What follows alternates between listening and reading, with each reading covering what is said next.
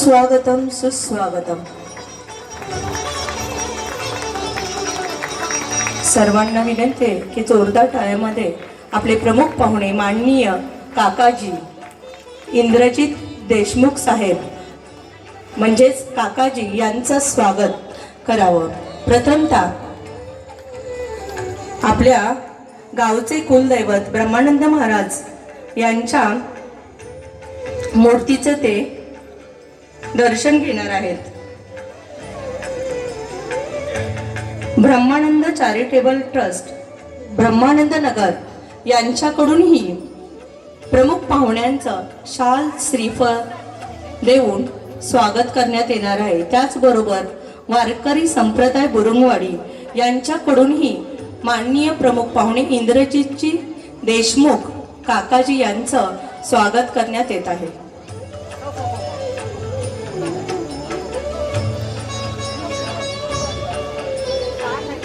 परमपूज्य ब्रह्मानंद महाराजांच्या पदस्पर्शाने पावन झालेल्या आपल्या भूमीमध्ये माननीय प्रमुख पाहुणे इंद्रजितजी देशमुख काकाजी यांचं स्वागत झालेलं आहे. त्याबद्दल त्यांचं बुरुंगवाडी ग्रामस्थांकडून हार्दिक हार्दिक स्वागत. ब्रह्मानंद चॅरिटेबल ट्रस्ट ब्रह्मानंद नगर यांच्याकडून शाल श्रीफळ देऊन प्रमुख पाहुण्यांचा सत्कार करण्यात येत आहे. त्याचबरोबर वारकरी संप्रदाय बुरुंगवाडी यांच्याकडूनही शाल श्रीफळ देऊन आपल्या प्रमुख पाहुण्यांचा सत्कार करण्यात येत आहे.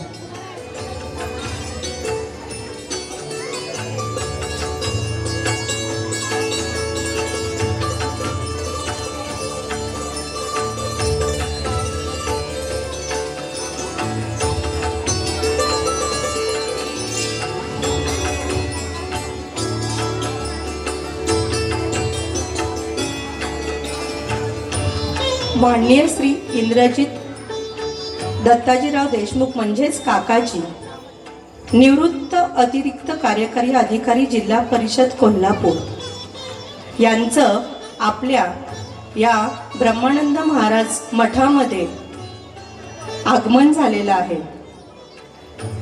यांचा परिचय करून घ्यायचा म्हटलं तर ते MSc ॲग्री इकॉनॉमिक्स मधून पदवी घेतलेली आहे. त्यांनी शिवम प्रतिष्ठान धारेवाडी इथे 2000 साली शिवम प्रतिष्ठानची स्थापना केलेली आहे. काकाजींनी शासकीय सेवेत कार्यही केले, त्याचबरोबर समाजकार्यामध्येही मोठा वाटा उचललेला आहे. सर्व सत्कार मूर्तींना आणि विशेष सत्कार स्वीकारणाऱ्या व्यक्तींना विनंती आहे की काकाजी येईपर्यंत आपण व्यासपीठावर स्थानापन्न व्हायचं आहे.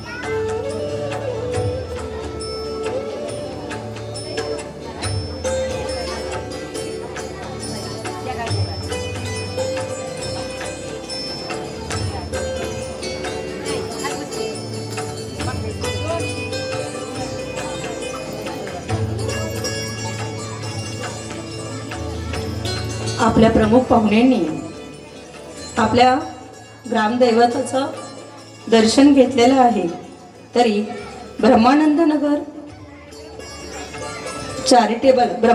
चॅरिटेबल ट्रस्ट ब्रह्मानंद नगर यांच्याकडूनही त्यांचा शाल श्रीफळ देऊन सत्कार होत आहे. त्याचबरोबर वारकरी संप्रदाय बुरुंगवाडी यांच्याकडूनही त्यांचा शाल श्रीफळ देऊन सत्कार होत आहे.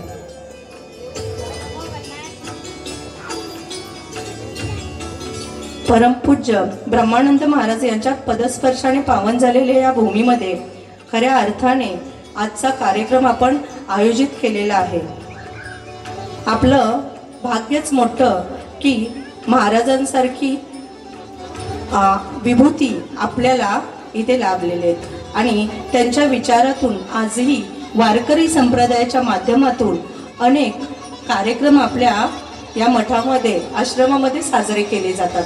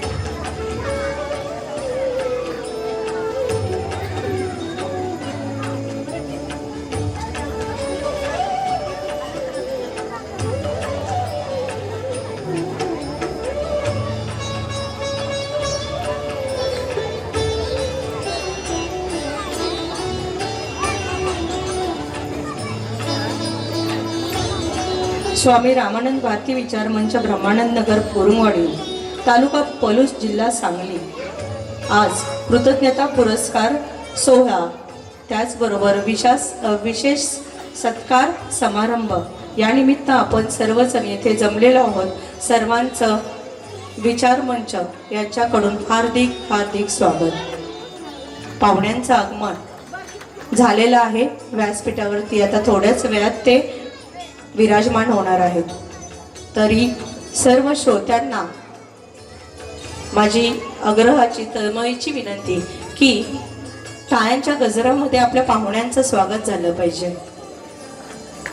आपण इथे उपस्थित आहोत याचीही जाणीव आहे.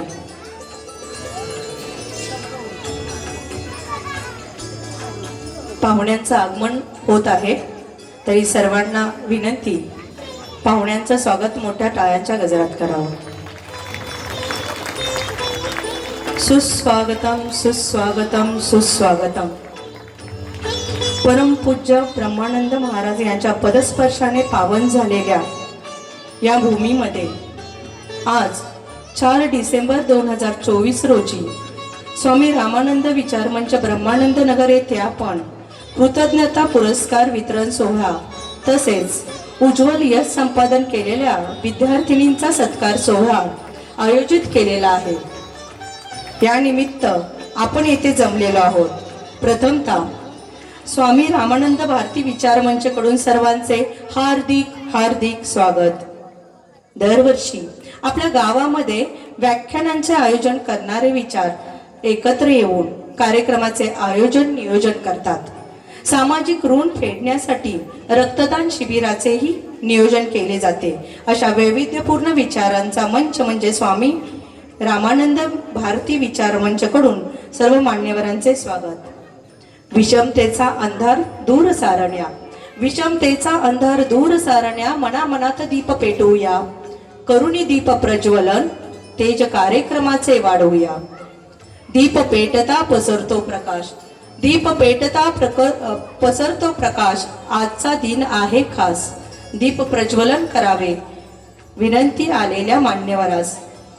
सर्व मान्यवरांना मी विनंती करते की त्यांनी दीप प्रज्वलन व स्वामी रामानंद भारती यांच्या प्रतिमेचं पूजन करावं.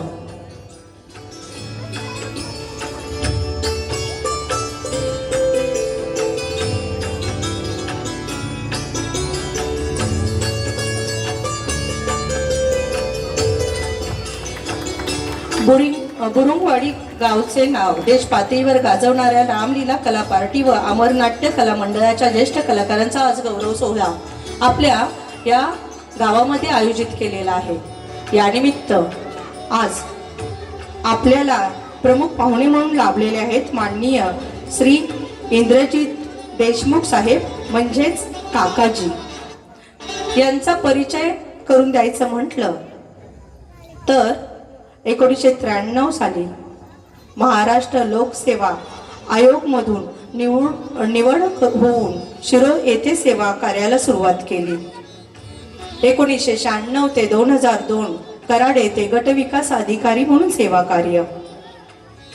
1996 ते 2002 कराड येथे गटविकास अधिकारी म्हणून सेवा कार्य. 2002 ते 2005 कोल्हापूर येथे ग्रामसेवक प्रशिक्षण केंद्राचे प्राचार्य.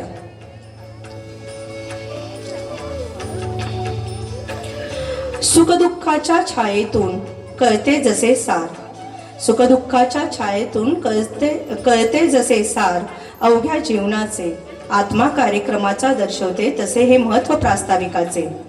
माननीय श्री विश्वराज जाधव भैया यांना मी विनंती करते की आपल्या प्रास्ताविकातून कार्यक्रमाचे स्वरूप सांगावे.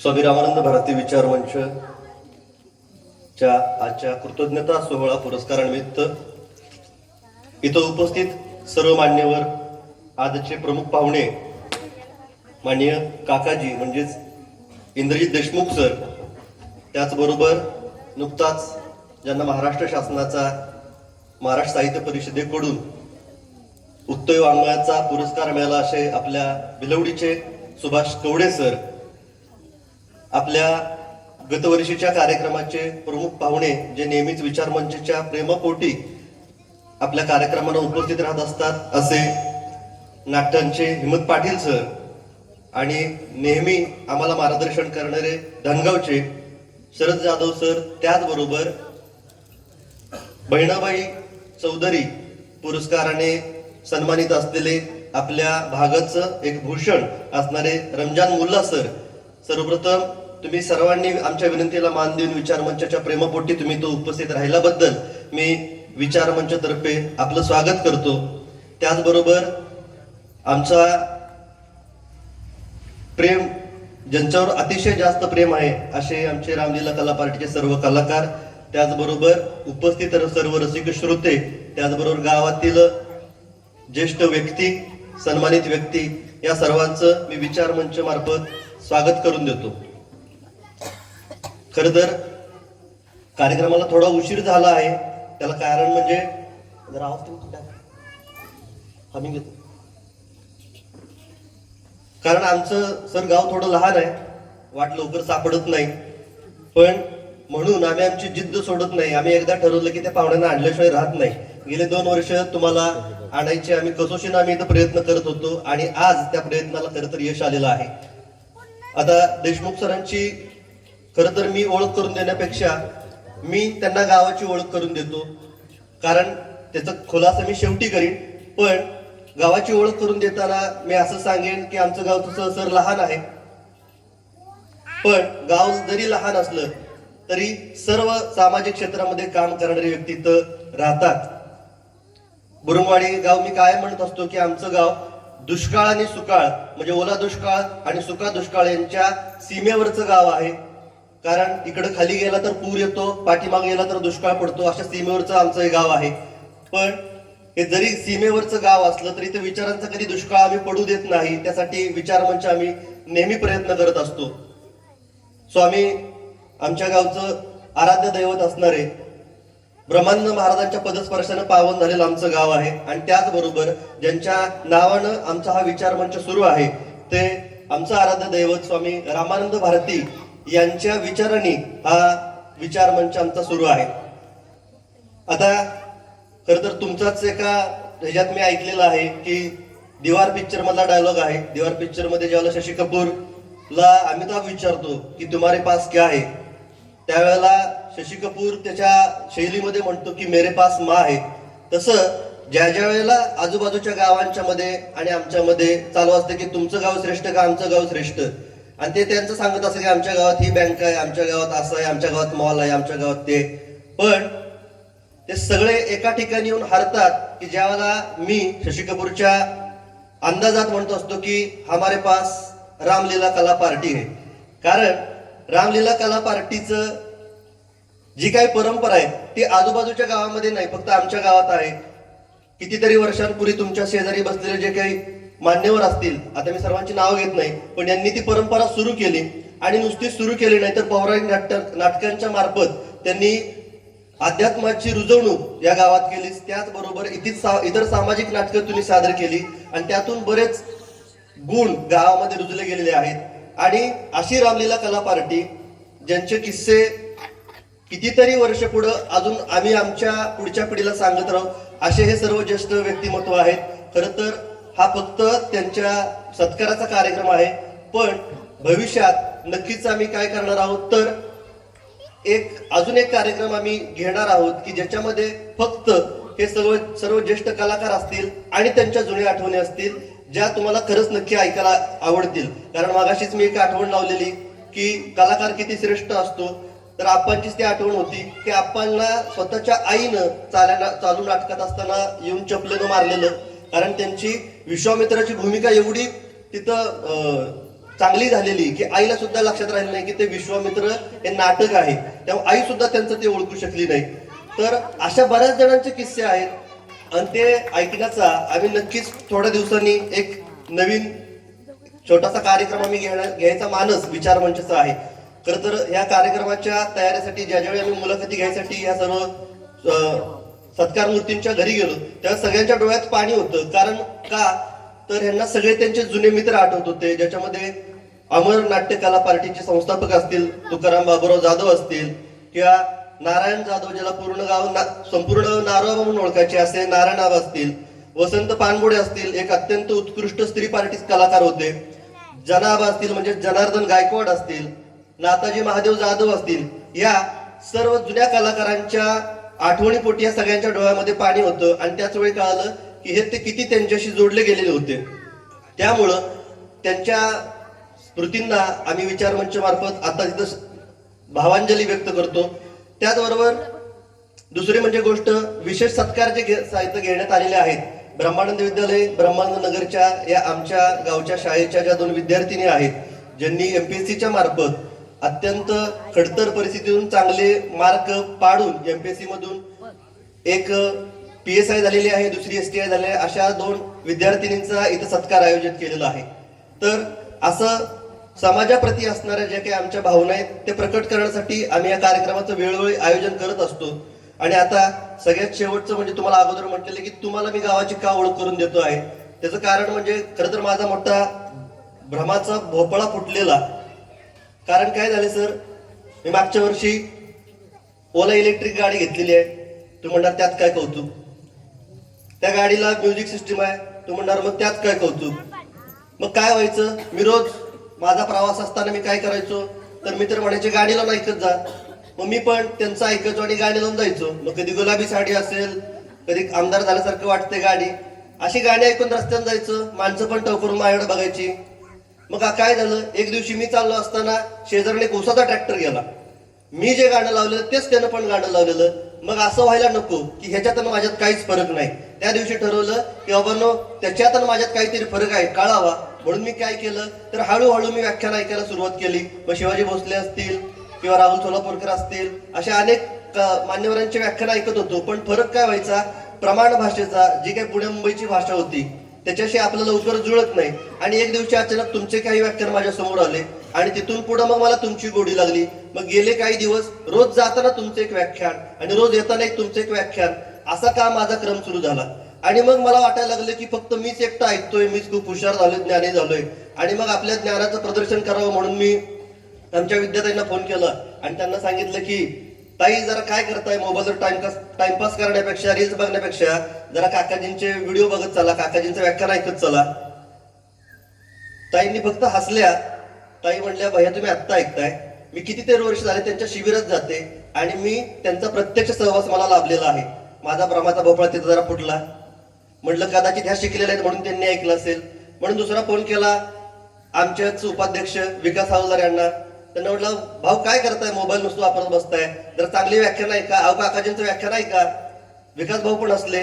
ते म्हणले मागच्याच आठवड्यात माझं डोळ्याचं ऑपरेशन झाले, मला कुठं बाहेर जाता येत नाही, त्यामुळे घरात बसून करायचं काय. तर मी गेले काही दिवस काकाजींची सगळी युट्यूबवरची व्याख्यान ऐकून झालेली आहेत, तू काय मला नवीन काय सांगू नको. असं ज्याला ज्याला सांगेल त्याने हेच सांगितलं की हे काय तू सांगायची गरज नाही, आम्ही कधीपासून ऐकतोय. आणि मग माझ्या भ्रमाचा भोपळा फुटला आणि मग मला कळालं की आपल्या उघड्या डोळ्यांनी जमिनीतून वाहताना जे काही पाण्याचे प्रवाह आहेत ते उघड्या डोळ्यांनी दिसत नाहीत, पण ते पाणी वाहत असतं. तसंच चांगल्या विचारांचे प्रवाह हे चालूच असतात, ते उघड्या डोळ्यांनी दिसत नाहीत, ते चालूच असतात आणि ते योग्य ठिकाणी योग्य माणसांच्या पर्यंत पोहोचत असतात. त्यामुळं त्या प्रवाहांची आपण काळजी करू नये, ते वाहत राहतात, ते योग्य दिशेने वाहत राहतात. मग ठरवलं की हे जमिनीच्या खालून वाहणारे पाण्याचे जे प्रवाह आहेत ते एकदा जमिनीवर आणावेत, मानवाच्या आपल्या गावच्या माणसांच्या मनोभूमीवर ते पाणी आणावं आणि इथली मनोभूमी सुजलाम सुफलाम करावी. असं ह्या विचारानं आम्ही मागं लागून 2 वर्ष अत्यंत प्रयत्न करून तुम्हाला या आज ठिकाणी आम्ही बोलवलं आहे. तुम्ही आमच्या सर्वांच्या विनंतीला मान देऊन इथं आला त्याबद्दल परत एकदा तुमचं आम्ही स्वागत करतो आणि त्याचबरोबर सर्वांचं मी परत एकदा स्वागत करतो. धन्यवाद. धन्यवाद भैया, आपल्या गावाबद्दल खूप छान माहिती सांगितली. अतिथीच्या आगमनाने झाले वातावरण प्रसन्न उल्हासित. करुणी उपकृत आम्हा स्वीकारावे आमचे स्वागत. माननीय श्री अभिजित जाधव सरांना मी विनंती करते की त्यांनी आजच्या कार्यक्रमाचे प्रमुख पाहुणे माननीय श्री इंद्रजित देशमुख सर यांचे स्वागत शाल, श्रीफळ, पुस्तक व पारिजातकाचे झाड देऊन करावे.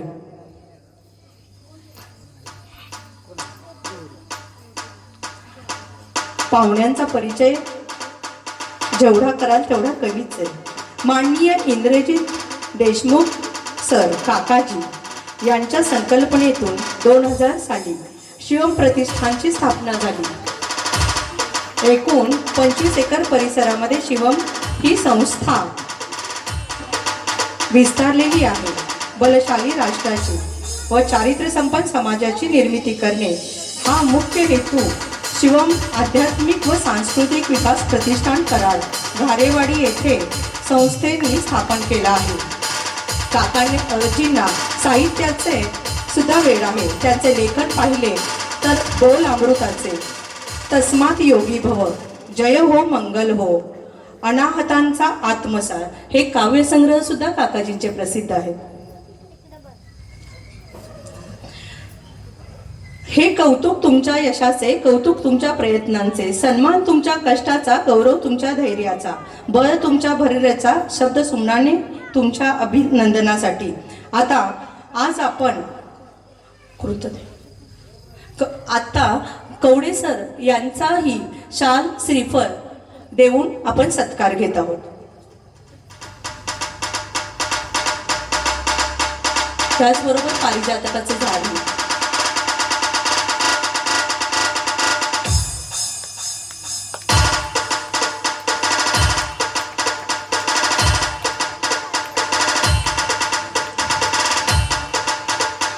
बक्षीस म्हणजे प्रगतीचे बळ, बक्षीस म्हणजे कष्टाचे फळ, बक्षीस म्हणजे प्रोत्साहनाची थाप, बक्षीस म्हणजे ऊर्जा अमाप. आज आपण सर्वजण येथे कृतज्ञता पुरस्कारासाठी जमलेलो आहोत. आजचा पहिला कृतज्ञता पुरस्कार माननीय श्री विश्वनाथ केशव जाधव यांचा आपण घेत आहोत.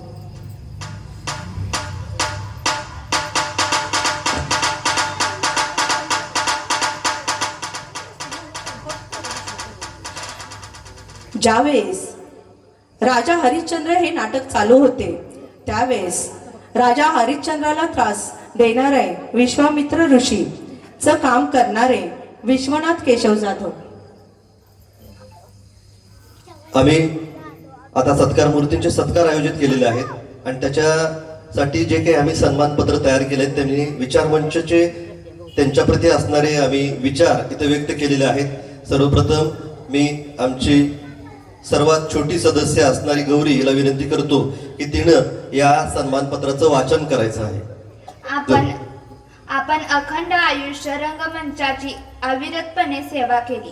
आपल्या कलेच्या माध्यमातून कोणत्याही अर्थप्राप्तीची आशा न मनात धरता रसिकांचे मनोरंजन केले. बुरुंगवाडीसारख्या छोट्याशा खेड्यात नाट्य परंपरा निर्माण करण्यात आपला सिंहाचा वाटा आहे.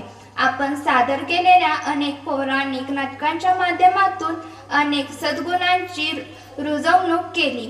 आपल्यापासून प्रेरणा घेऊन एका नव्या दमाची कलाप्रेमी पिढी उदयास येत आहे.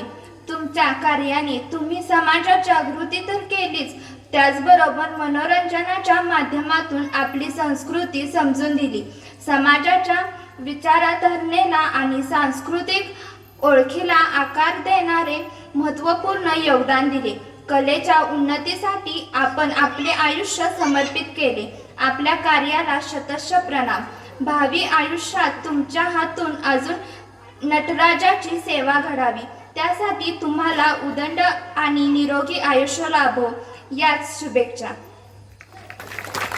प्रथमतः आपण माननीय श्री विश्वनाथ केशव जाधव यांचा कृतज्ञता पुरस्कार देऊन सत्कार करणार आहोत. याचा स्वरूप आहे मानपत्र, शाल, श्रीफळ, पारिजातकाचे झाड. हरिश्चंद्र राजाची ज्यावेळेस भूमिका नाटक चालू होतं त्यावेळेस विश्वामित्रचं काम करणारे हे व्यक्तिमत्व माननीय इंद्रजित देशमुख सर यांना मी विनंती करते की त्यांनी कृतज्ञता पुरस्काराचा पुरस्कार द्यावेत म्हणून.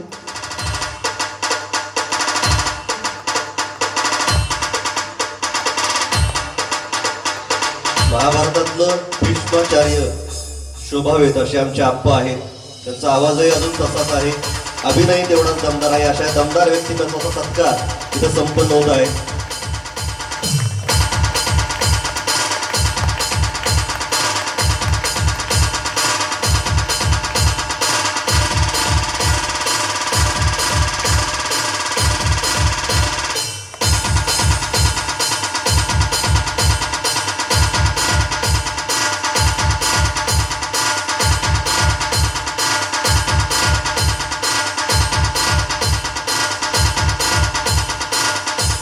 यानंतर माननीय श्री राजाराम आत्माराम जाधव सर यांचाही कृतज्ञता पुरस्कार देऊन सन्मान करावा असं मी प्रमुख पाहुण्यांना विनंती करते.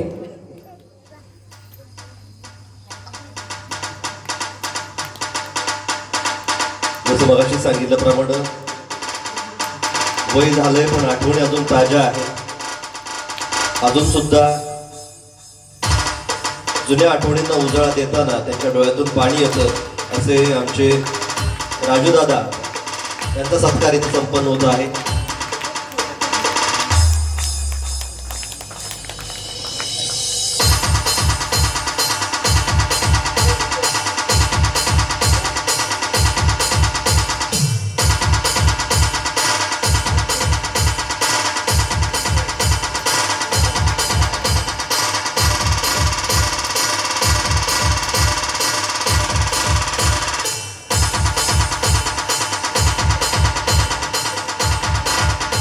यानंतरचा कृतज्ञता पुरस्कार आहे माननीय श्री शिवाजी महादेव जाधव सर.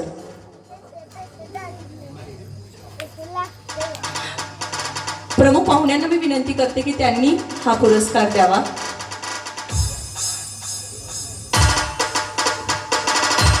जसं मगाशी सांगितल्याप्रमाणे गुरुजी नसते तर आमच्या नाटकाला आवाज नसता, आमच्या नाटकाला सूर नसता. असं रामलीला कला पार्टीची एक भक्कम बाजू गुरुजींनी आयुष्यभर सांभाळलेली आहे आणि अजूनही सांभाळत आहे. अजूनही गुरुजींच्या आवाज टिपेच्या आवाजाची बरोबरी आमच्या गावचा कुणीही व्यक्ती करू शकत नाही, असं हे संगीतातील दिग्गज व्यक्तिमत्व.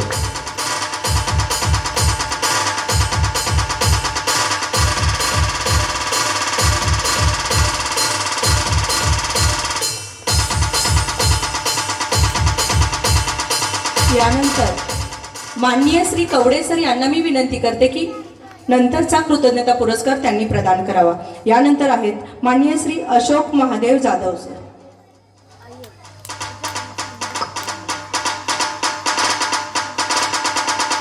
विठ्ठलाचा एक परमभक्त जो रोज सकाळ संध्याकाळ मठात पाया पडल्याशिवाय कोणतंही काम करत नाही, असे आमचे अशोक बापू एक सच्चा वारकरी, रामलीलेचा एक कसलेला कलाकार, कोणतीही जर भूमिका दिली तर ती समर्थपणे पार पाडतात, असे आमचे अशोक बापू यांचा सत्कार इथं संपन्न होत आहे.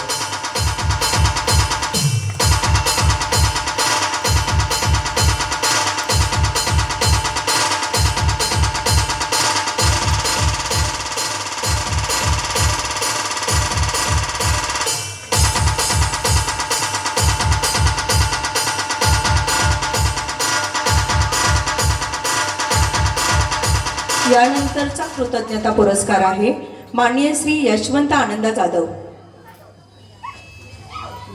तेवढी सरळ विनंती आहे की त्यांनी हा पुरस्कार द्यायचा आहे.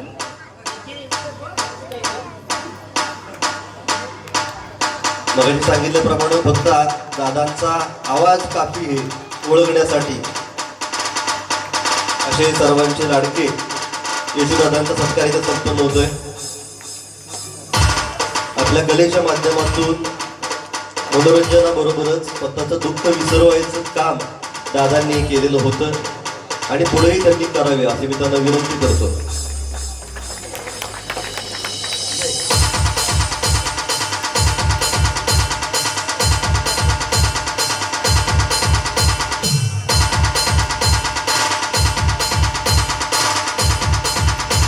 यानंतरचा कृतज्ञता पुरस्कार आहे माननीय श्री अशोक आनंदा साळुंके. माननीय कवडे सरांनाच विनंती करते की त्यांनी हा पुरस्कार प्रदान करावा.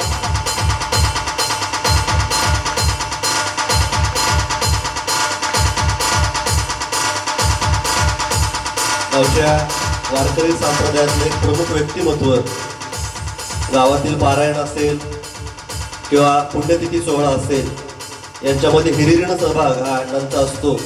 असं एक गावातील ज्येष्ठ व्यक्तिमत्व, ज्येष्ठ कलाकार, ज्यांची काल परवाची नारदाच्या भूमिकेची प्रशंसा सर्व गावानं केली, असे आमचे अशोक अण्णा यांचा सत्कार इथं संपन्न होतोय. ज्यावेळेला अण्णांना सांगायला गेलेलो की आता असा कार्यक्रम आम्ही घेणार आहोत, त्यावेळेला त्यांचा पहिला प्रश्न होता की प्रमुख पाहुणे कोण आहेत. आणि ज्यावेळेला त्यांना आम्ही देशमुख सरांचं नाव सांगितलं त्यावेळेला अण्णा फक्त नाचायचे बाकी होते, कारण एवढे ते काकाजींचे भक्त आहेत. तुम्ही पाहत आहातच, संप्रदायामुळे त्यांनी काकाजींचे भरपूर व्याख्यान ऐकले आहे. यानंतरचा कृतज्ञता पुरस्कार आहे माननीय श्री उत्तम आनंदा साळुंके सर. माननीय श्री कवडे सरांनाच विनंती करते की त्यांनी हा प्रदान करावा. आमचे उत्तम काका तर यांचं वय अजून कमी जरी असलं तरी त्यांनी रामलीला कला पार्टीतून अभिनयातून काही वर्षांपूर्वी निवृत्ती स्वीकारलेली होती आणि म्हणून हा विशेष सत्कार आम्ही इथं घेतोय.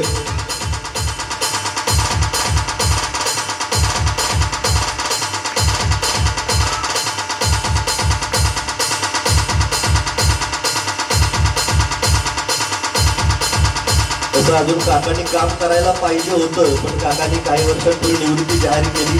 पण आता नाट्यावरच्या प्रेमापोटी आता काकांनी आपला शब्दाला थोडे मोड घालून काकांनी यावर्षी काम केलेलं आहे. ना कुणाशी स्पर्धा असावी, ना कुणाचा द्वेष असावा, ना कुणाच्या पुढे जाण्याची आकांक्षा असावी, ना कुणाला कमी लेखण्याची गुर्मी असावी, फक्त स्वतःला सिद्ध करण्याची जिद्द असावी. अशाच पद्धतीने आमच्या गावामध्ये विशेष पुरस्कारही आयोजित केलेले आहेत. यामध्ये प्रथमतः कुमारी ऋतुजा हेमलता पतंगराव मानगुडे यांनी स्पर्धा परीक्षेतून PSI या पदाची परीक्षा पास झालेली आहेत. तर माननीय प्रमुख पाहुण्यांना मी विनंती करते की त्यांना त्याचा विशेष सत्कार आहे तो करावा. याचं स्वरूप आहे शाल, श्रीफळ आणि पारिजातकाचं झाड आणि पुस्तक ग्रंथ. ऋतुजा दिदीचा जर परिचय द्यायचं म्हटलं तर BSc agri post MA agri gold medalist Rahuri कृषी विद्यापीठ यांनी PSI ही परीक्षा फर्स्ट अटेम्प्टमध्येच पास झालेल्या आहेत. अनेक परिश्रमातून त्या पुढे आलेल्या आहेत.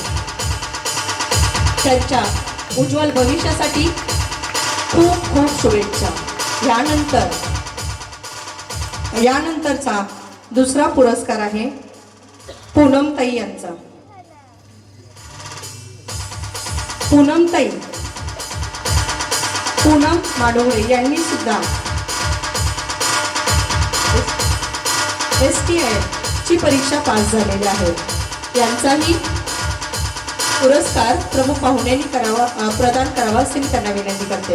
यांचं शिक्षण BCom 2017-18 पासून त्या प्रयत्न करतात.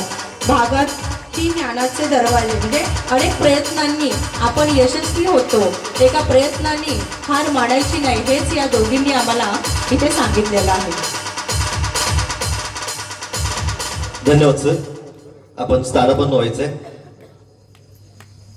याच्यानंतर आमच्या विचारमंचाचे अध्यक्ष माननीय अभिजित जाधव सर हे विचारमंचाचे कार्याचा माहिती थोडक्यात तुम्हाला देतील आणि त्याच्यानंतर मनोगतामध्ये ऋतुजा मानुगडे आपलं थोड्याच वेळात मनोगत व्यक्त करेल. सन्माननीय व्यासपीठावरील मान्यवर, आजच्या या कार्यक्रमाचे प्रमुख अतिथी श्री इंद्रजित देशमुख सर, तसेच सुभाष कवडे सर, या ठिकाणी विशेष आपण सत्कार केलेला आहे ते प्रशासकीय अधिकारी PSI पदी निवड झालेली ऋतुजा मानुगडे, तसेच कर निर्धारण अधिकारी म्हणून ज्यांची नियुक्त झालेली अशा पूनम मानुगडे यांचा आपण या ठिकाणी विशेष सत्कार केला आहे. त्याच पद्धतीने रामलीला कला पार्टीचे ज्यांनी या गावचं नागुरवाडीचं नाव संपूर्ण भारतभर उज्ज्वल केलं असे कलाकार आहेत. त्याच्यामध्ये ईशू आप्पा आहेत, राजाभाऊ आहेत, अशोक अण्णा आहेत, शिवाण्णा आहेत, उत्तम काका, इसू दादा, अशोक बापू झाले, यांनी सर्वांनी आपल्या या गावचं नाव रामलीला कला पार्टीच्या माध्यमातून पूर्ण भारतभर, दिल्ली असेल, हिमाचल प्रदेश, हरियाणा या ठिकाणी सुद्धा त्यांनी सुपारा घेतलेले आहेत आणि पूर्ण भारतभर या गावचं नाव रोशन केलेलं आहे. आणि मला आनंद वाटतोय की अशा रामलीला कला पार्टीचा एक बाल कलाकार म्हणून मला त्या कला पार्टीमध्ये काम करता आलं. या रामलीला कला पार्टीमध्ये सीता स्वयंवरमध्ये श्रावण बहाची भूमिका असेल किंवा राजा हरिश्चंद्र असेल, त्याच्यामध्ये रोहिदास बहाची भूमिका असेल, असं बाल कलाकार म्हणून मला यांच्यासोबत काम करता आलं, त्याचा मला अभिमान आहे. तसेच आपण सन 2016 साली या स्वामी रामानंद भारती विचार मंचाची स्थापना केली. आज याचं 8वं वर्ष. या मंचाची स्थापना करण्याचा उद्देश काय, तर या गावचे जे युवक आहेत त्यांच्या प्रगतीसाठी असेल, विद्यार्थ्यांच्या शैक्षणिक प्रगतीसाठी असेल, किंवा त्याच पद्धतीनं जे उल्लेखनीय काम करतात, गावातील बरेच मुलं अधिकारी झालेले आहेत किंवा उल्लेखनीय काम केलेले, अशा लोकांचा सुद्धा आपण या ठिकाणी सत्कार व सन्मान करतो. त्याच पद्धतीनं आपण या ठिकाणी गड किल्ले संवर्धनाच्या माध्यमातून गावातील विद्यार्थ्यांना असेल, मुलांना मावळ्यांच्या प्रती सर्व माहिती मिळावी, शिवराय असतील, गड किल्ले असतील यांची माहिती मिळावी, या देखील साठी आपण या ठिकाणी यापूर्वी किल्ले सजावट स्पर्धा असतील, मावळ्यांचा विशेष उपक्रम आपण या ठिकाणी घेतलेला होता. ब्लड डोनेशन कॅम्प आपण दरवर्षी येतं घेतो. त्याचे कारण की एक माणुसकी जपावी, त्यासाठी आपण या ठिकाणी ब्लड डोनेशन कॅम्प आयोजित केलेले आहे. त्याच बरोबर आपण विद्यार्थ्यांना बौद्धिक स्पर्धा देखील या ठिकाणी आपण आयोजित करतो. मुलांना भाषण असतील, निबंध स्पर्धा, या निमित्तानं स्टेज डेअरिंग प्राप्त व्हावी यासाठी सुद्धा आमचा विचारमंच यासाठी काम करत आहे. अशा अनेक उल्लेखनीय कामासाठी आम्ही गेली 8 वर्षे काम करत आहेत आणि यापुढेही करत राहू. या ठिकाणी खरं सांगायचं तर या वर्षी आपण या रामलीला कला पार्टीचे सदस्य आहेत त्यांचा आपण सत्कार केलेला आहे, ज्यांनी जवळजवळ 20-25 वर्ष या गावातील आपल्या संसारासोबतच एक नाटक, आपली रंगभूमी याचं जपण्याचं काम केलं. गावाला खरंच एक ऐतिहासिक आध्यात्मिक वारसा आहे, तो चालू ठेवण्याचं काम केलं आणि त्याचाच एक सन्मान आपण या ठिकाणी केलेला आहे. या सगळं रंगमंचावरील कलाकारांसोबतच इतरही आणि काही कलाकार आहेत. त्याच्यामध्ये पोपट तात्या असतील, संजय बाप्पा असतील, नारायण गाडे किंवा शिवाण्णांच्या सोबत जे खाली त्यांना कोरस म्हणून जे इतर व्यक्ती आहेत त्यांनी सुद्धा या रामलीला कलापाठीमध्ये चांगल्या पद्धतीनं काम केलेलं आहे, त्यांचे मी या ठिकाणी विशेष आभार मानतो. आणि या ठिकाणी आपण या विचारमंचच्या माध्यमातून पुढेही काम करत आहे. आता आमचं पुढचं नियोजन विद्यार्थ्यांसाठी विविध शैक्षणिक प्रगती व्हावी यासाठी विविध योजना आम्ही राबवणार आहोत. विद्यार्थ्यांसाठी प्रोत्साहन देण्यासाठी स्पर्धा आयोजित करणार आहोत. त्याच पद्धतीनं गावातील जे मुलं आहेत ते स्पर्धा परीक्षेमध्ये यश मिळवण्यासाठी, त्यांना अधिकारी बनवण्यासाठी सुद्धा आम्ही काही योजना आणलेल्या आहेत. त्याचा आम्ही या ठिकाणी भविष्यात उपयोग करणार आहोत. तसेच आज या ठिकाणी आपल्या या कार्यक्रमाचे अतिथी म्हणून इंद्रजित देशमुख सरांना आमंत्रित केलेलं आहे. खरं तर मी 2008 साली राहुरी विद्यापीठामध्ये असताना, शिक्षण घेत असताना त्यांचे विचार मी ऐकलेले आहेत. आज पुन्हा जवळजवळ 16 वर्षांनी त्यांना पुन्हा ऐकण्याची संधी मिळणार आहे. आई या विषयावरती आज आपणाला मार्गदर्शन करणार आहेत. खूप चांगला विषय आहे, खूप चांगल्या पद्धतीचे त्यांचे व्याख्यान आहेत, आपल्या सर्वांना ते परिचित आहेत. तर आपण ते नक्कीच आपल्या सर्वांना मार्गदर्शन करतील. स्वामी रामानंद भारती विचारमंच तर्फे आम्ही नेहमीच आपल्या गावच्या युवकांच्या, विद्यार्थ्यांच्या प्रगतीसाठी काम करत राहू.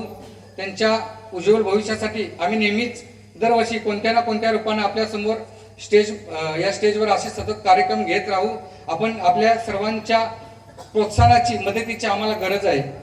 काही ठराविक मुलं जरी इथं काम करत असले तर बाहेरून बऱ्याच व्यक्तींचा आम्हाला या कार्यक्रम घेण्यासाठी पाठिंबा मिळत असतो.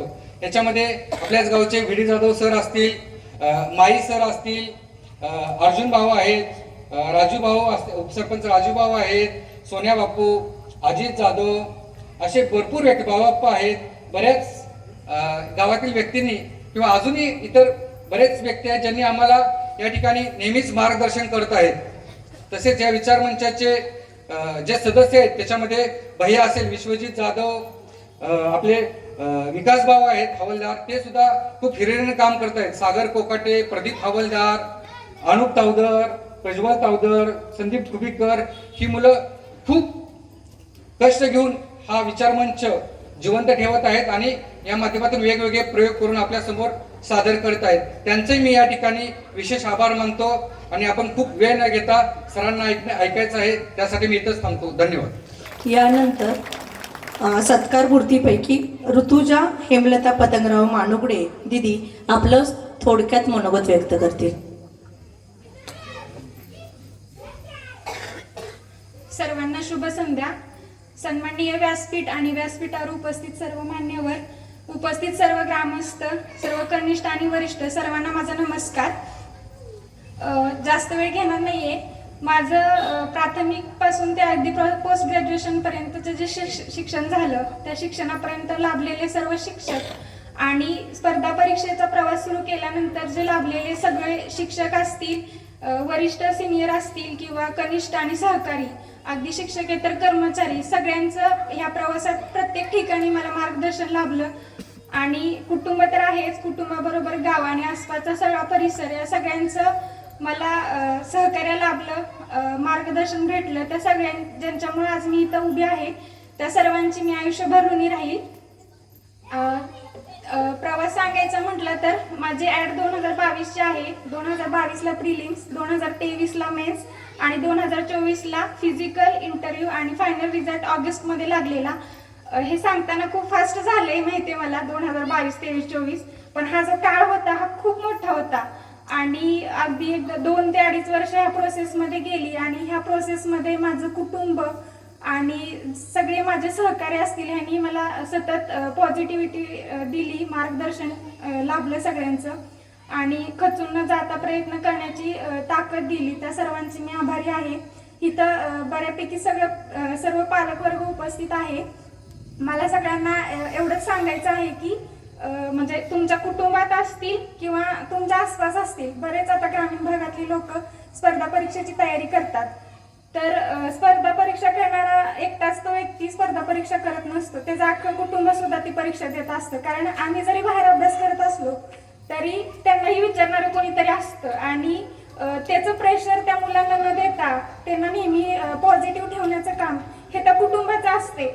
आणि तसं कुटुंब मला लाभलं. माझे आई वडील असतील किंवा माझे जे काही फॅमिली मेंबर्स असतील, सगळ्यांनी मला खूप सहकार्य केलं, पॉझिटिव्हिटी ठेवली. त्यासाठी म्हणजे मी स्वतःला खरंच खूप लकी समजते की अशा आई वडील मला लाभले, ज्यांनी इतर कोणाचाही विचार न करता मला इथंपर्यंत म्हणजे हे करायची संधी दिली. आणि आज त्यांच्या प्रयत्नांना किंवा त्यांच्या सहकार्याला मी कुठेतरी पात्र ठरले, ह्याचा मला अभिमान आहे. तर मला पालकांना एवढं सांगायचं आहे की तुमच्याही घरात जे कोणी अभ्यास करत असतील तर त्यांना खचून न देता तुमचं जेवढं भरघोस पाठबळ तुम्हाला देता येईल तेवढं पाठबळ तुम्ही त्यांना द्या. आणि विद्यार्थ्यांना हे सांगणं आहे की ग्रामीण भागात आहे तर प्रत्येकाचे काहीतरी प्रॉब्लेम्स असतात, म्हणजे फॅमिली माझ्याही घरी होते आणि अजूनही आहेत, नाही असं नाहीये. पण ह्याच प्रॉब्लेम्सला आपलं स्ट्रॉंग कसं बनवायचं किंवा आपलं विकनेस न बनवता स्ट्रॉंग पॉईंट बनवून कसा अभ्यास करायचा, हे मला वेळोवेळी माझे आई वडील असतील किंवा मित्र असतील, मैत्रिणी असतील, सगळ्यांनी हे याच्यासाठी मदत केली. आणि त्याच्यातून मग मी आज इथंपर्यंत पोहोचले. तर तुम्हीही तुमच्या कुटुंबातले जो कोण सदस्य असेल किंवा इतर त्यांनाही तुम्ही असंच प्रोत्साहन देत राहा. कारण आपलं कुटुंब, आपलं गाव आणि आपला आसपासचा परिसर ह्यांच्यासाठी काहीतरी काम करणं आणि आज इथंपर्यंत पोहोचल्यानंतर त्यांच्याकडून होणारं कौतुक हे खरंच खूप प्रेरणादायी आहे आणि पुढच्या वाटचालीसाठी ऊर्जा देणार आहे. तर तुम्ही म्हणजे जेवढं पाठबळ द्याल आणि जे करतायत त्यांना पण एवढं सांगणं आहे की खचून न जाता अभ्यास करत राहा. यश हे नक्की मिळणार आहे, फक्त थोडा वेळ होईल कधीतरी, पण मिळणं, कष्ट जर असतील ना तर ते म्हणजे मिळतंच. असं नाही की कष्ट केले आणि मिळणार नाहीये. तर प्रामाणिक प्रयत्न ठेवा, आई वडिलांना न विसरता कार्यरत राहा. आज मला इथं बोलवलं, माझं कौतुक केलं, शाबासकीची थाप दिली, ही खरंच खूप मोलाची होती. हे अशीच ऊर्जा मला सतत देत राहील. इथं मला बोलण्याची संधी दिली त्याबद्दल मी ऋणी आहे. आणि इथून पुढं माझ्या गावाचं, कुटुंबाचं आणि परिसराचं नाव कसं मोठं होईल ह्याच्यासाठी मी नेहमी प्रयत्नशील राहील, एवढा शब्द देते आणि माझे 2 शब्द थांबवते. जय हिंद, जय महाराष्ट्र. यानंतर धन्यवाद ताई. यानंतर सर्व सत्कार मूर्तींना मी विनंती करते की काकाजींचं आता मनोगत असणार आहे, तर आपण स्टेजच्या उजव्या बाजूने खाली यावं आणि पुढे बसावं. काही माणसं धबधब्यासारखी असतात, काही माणसं धबधब्यासारखी असतात, सदैव आवाज करणारी.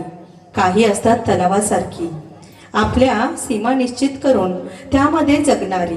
पण फार थोडी माणसं असतात नदीसारखी, अखंड वाहणारी, कोणतेही श्रेय न घेता इतरांची तहान भागवणारी, सर्वांना सामावून घेणारी.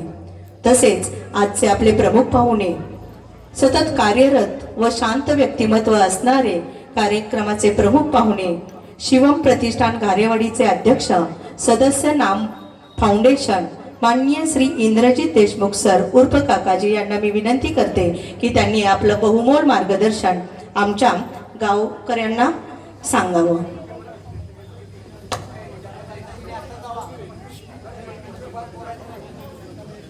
समोरच्या लहान मुलांना मी विनंती करते की त्यांनी स्टेजच्या समोरून उठावं आणि स्टेजच्या डाव्या बाजूला, महिलांच्या बाजूला बसावं. सर्व लहान मुलांना मी विनंती करते की त्यांनी समोरून उठावं. कृपया सहकार्य असावे. सर्व लहान मुलांनी सहकार्य करायचे. चला,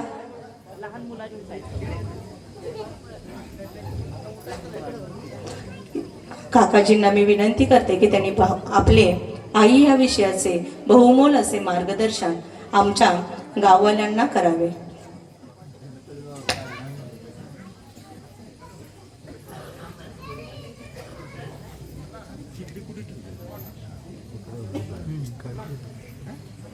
Gracias.